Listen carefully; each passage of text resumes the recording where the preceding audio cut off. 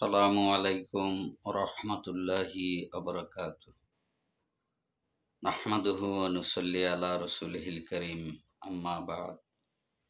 ফাআউযু বিল্লাহি মিনাশ শাইতানির রাজীম। বিসমিল্লাহির রহমানির রহিম।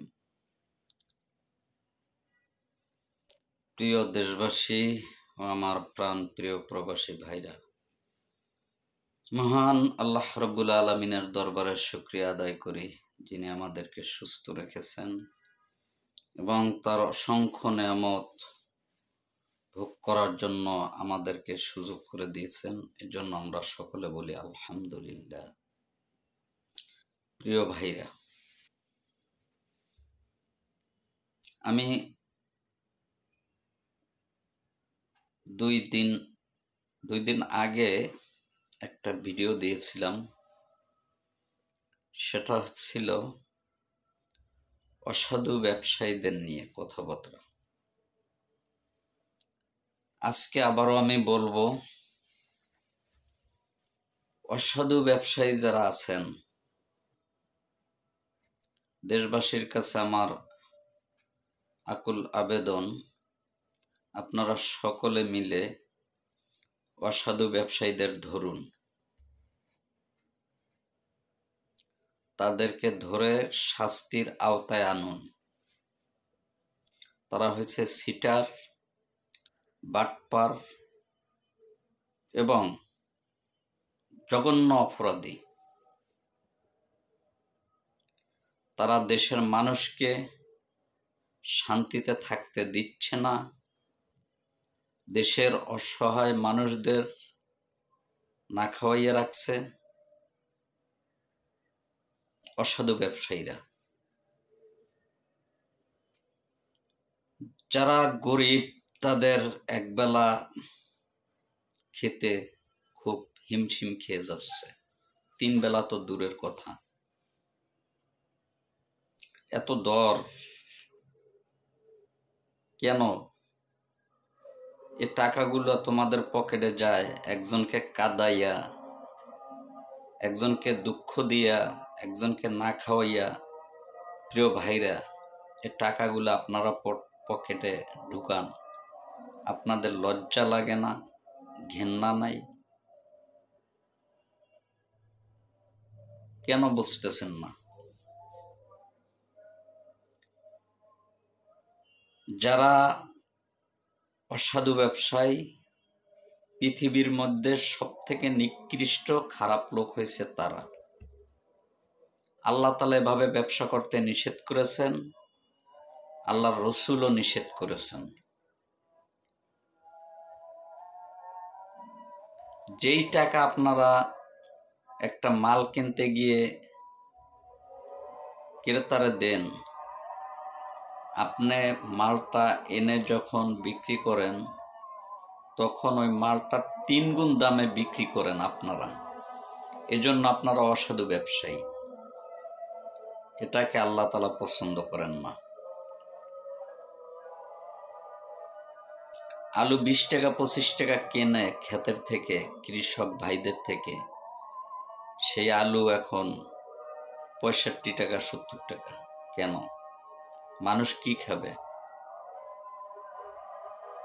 আপনার পাশে একজনের না খেয়ে আছে,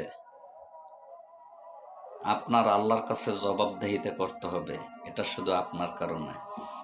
সে কাজ করে পায় 500 টাকা, তার চাল ডাল কিনতে গেলে তরকারি হয় না 500 টাকার তরকারি 2 বেলা যায় না। 3 বেলা তো পরের কথা, 2 বেলা যায় না 500 টাকার তরকারিতে। তাহলে এই লোকটা কিভাবে সংসার চালাবে? আয় বাড়ে না, ব্যয় বাড়ে। আয় বাড়ে না, ব্যয় বাড়ে। প্রিয় ভাইরা, প্রিয় দেশবাসী, আপনার এই সিটারগুলান কোথায় কোথায় আছে, এগুলারে ধরে আনুন, ধরে এনে শাস্তির আওতায় আনুন। এই অসাধু ব্যবসায়ীর কারণে দেশের মধ্যে অশান্তি।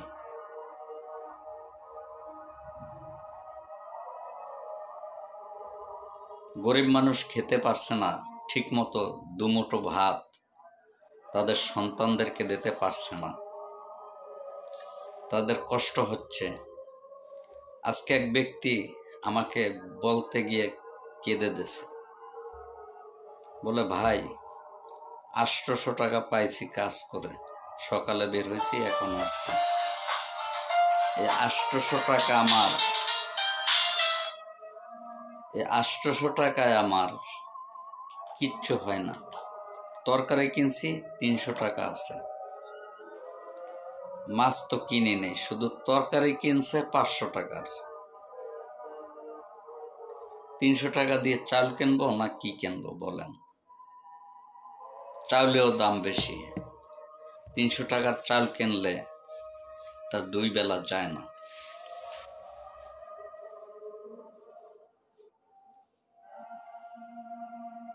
প্রিয় ভাইরা, একটু আপনারা দেখেন, আপনারা ধৈর্য ধরেন, ধৈর্য ধরে তাদেরকে ধরার চেষ্টা করেন, তাদেরকে ধরে এই অসাধু ব্যবসায়ীদের শাস্তির আওতায় আনুন। দেশ পুরো ঠিক হয়ে যাবে। আমি বলেছিলাম এই দেশের সরকার, আমাদের এমন একজন ব্যক্তিরে পেয়েছি, এটা আমাদের বাংলাদেশের ভাগ্য, আমরা গর্বিত। অসংখ্য ছাত্র ছাত্রীরা শহীদ হয়ে গেছেন, আল্লাহ তাদের জান্নাত নসিব করুক। অনেক অসুস্থ, পঙ্গুত্ব বরণ করছে। তারপরও এই দেশের মানুষ সিটেরি বাটপারি করে। কিছু কিছু মানুষ, কিছু কিছু ব্যবসায়ীদের কারণে দেশটা অস্থির হয়ে আছে। আমি ঘোষণা দিচ্ছি, আপনারা আসেন, আপনাদের চাকরির ব্যবস্থা করে দেব আমি। তারপরে মানুষকে কাঁদাইয়েন না। প্রয়োজনে আপনাদের পকেট খরচের টাকা দেব আমি, আসেন। তারপরে সিটের গিরি করেন না, সিটেরই বাটপারি করেন না, মানুষকে আর কাঁদাইয়েন না। এটা খুব খারাপ। আল্লাহ তাআলা যেন আপনাদেরকে সহি বুঝ দান করেন। আমিন।